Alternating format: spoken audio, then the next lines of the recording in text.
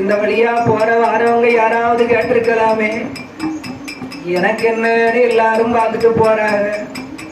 ஆதரிக்க ஆடலாமல்